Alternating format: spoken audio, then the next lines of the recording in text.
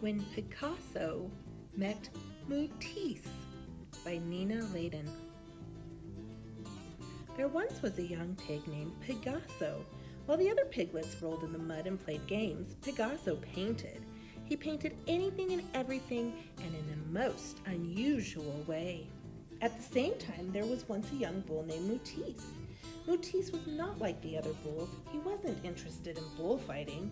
Mootise was happy only when he painted pictures. He painted big, bold, bright pictures. In time, word of Piggasso's talent spread throughout the pig provinces. Soon, art-loving pigs from all over lined up to buy his creations. At the same time, Mootise was getting famous in the cattle community. There weren't many households that didn't own a moosterpiece. Piggasso and Mootise were becoming art superstars, but this came with a price. Everybody wanted to see them. Art buyers, art sellers, art students, art historians, art groupies. It was an art attack. One day, Piggasso got fed up and said, "I'm tired of this noisy pig pen." At the same time, Mootise declared, "I'm sick of this crowded cow town." Needing a change, they both decided to look for a peaceful place where they could paint without distractions. So each of the two artists looked far and wide for the perfect spot. Piggasso found a lovely farm looking towards the east, and Mootise found a handsome farm facing the west. After Piggasso moved in, he went to introduce himself to the new neighbor across the road. At the same time, Mootise went to introduce himself to his new neighbor across the road. That is how Piggasso met Mootise, and coincidentally, that's how Mootise met Piggasso. At first, Piggasso and Mootise were friendly and welcomed each other as neighbors, but soon things began to change. It started one day when Piggasso criticized one of Mootise's paintings. Then Mootise made fun of one of Piggasso's. Mootise called Piggasso an art hog. Then Piggasso called Mootise a mad cow. Mootise quipped, "You paint like a 2-year-old, Piggasso retorted, "You paint like a wild beast." Mootise raged, "Your colors look like mud." Piggasso spat, "Your paintings look like colors by number." Then things got really out of hand.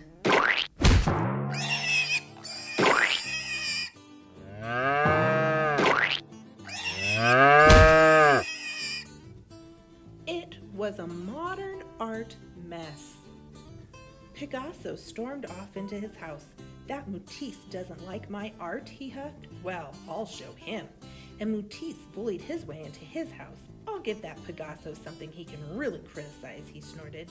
Then a full-scale feud erupted. But it was a most unusual battle.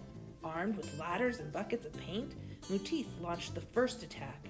He started at dawn. By the end of the evening, he had succeeded in transforming the outside of his house into a monster-sized moosterpiece.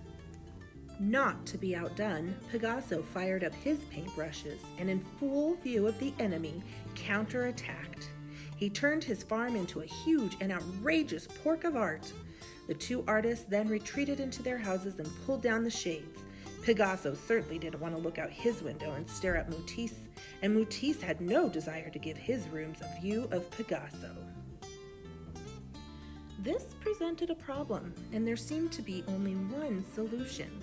Without a word to each other, Piggasso and Mootise each began to build a huge wooden fence down the middle of their road.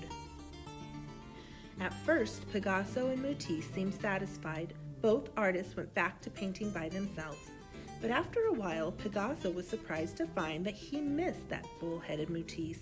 And at the same time, Mootise found his studio empty without the presence of pig-headed Piggasso. Piggasso pondered, "That Mootise isn't such a bad artist. He has some interesting ideas." And Mootise moaned, "That Piggasso may not like me, but he knows what he's doing." However, being naturally pig-headed and bull-headed, neither artist knew how to apologize to the other. So they did what they do best. They let their paintbrushes do the talking. Piggasso painted on one side of the fence and Mootise painted on the other. Each worked until they were exhausted. it was strangely quiet when they were done. Then, curious to see what Mootise had been doing, Piggasso sprinted around to the other side. At the same time, Mootise galloped over to Piggasso's side. The silence was broken as the two artists began laughing at their amazing work of art. From that day on, Piggasso and Mootise became great friends. They happily took down the fence and shared their different views. A few months later, a big museum bought the fence.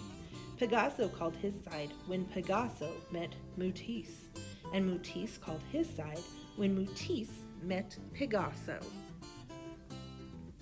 The critics called it incredible.